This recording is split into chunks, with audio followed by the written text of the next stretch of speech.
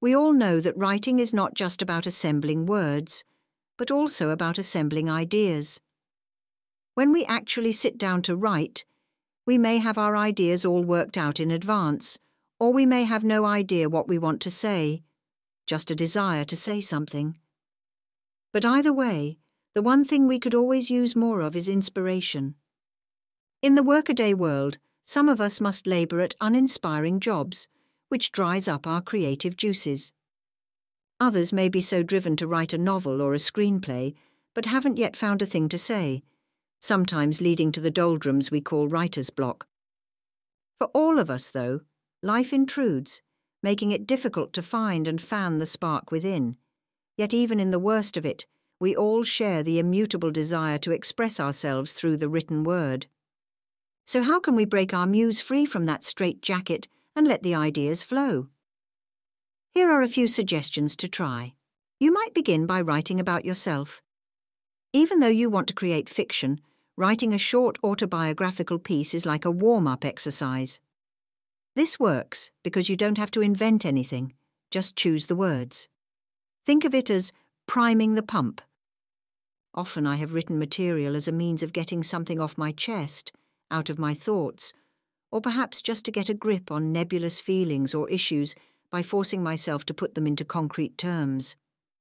You can do this exercise on social media and share with friends, or if it is too close to home, you can just keep it to yourself. But in either case, you've greased the wheels, and that is absolutely the first prerequisite to finding inspiration.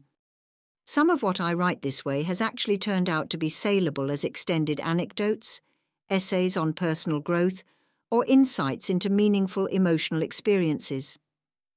But most of what I have written for my audience of one remains with me.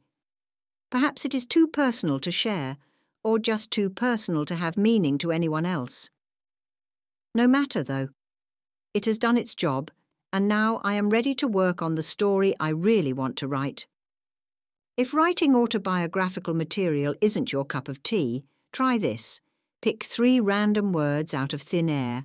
I'll pick red, ground, and rover as an example. Next, I'll ask myself what those words might mean if they were all taken together. Red, ground, rover. Rover could be a dog. Ground rover could be hamburger. No, that's not right. Moving on. Maybe these 3 words could be about someone roving over red ground, perhaps a Johnny Appleseed kind of guy on Mars.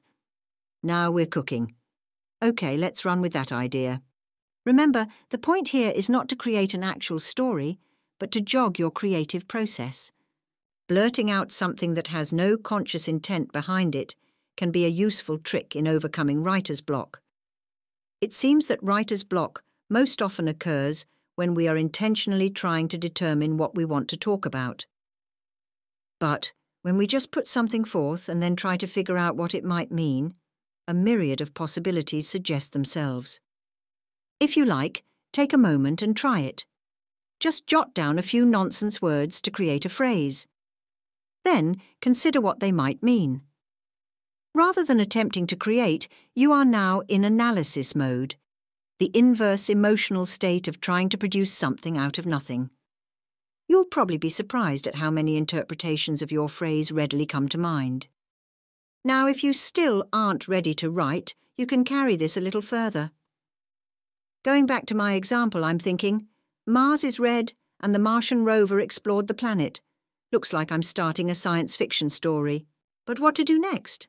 How about another nonsense phrase? Minion Onion Manor House. What in the world does that mean? Let's tie it into the first phrase. Suppose there is some underling, Minion, who is hunting for wild onions on Mars. Onions being so suited to the nutrients in the soil that they grow wild in isolated patches. The underling works at the manor house of a wealthy Martian frontier settler, but is known as Red Ground Rover because of his free-time onion prospecting activities. Now, these phrases weren't planned as examples for this book.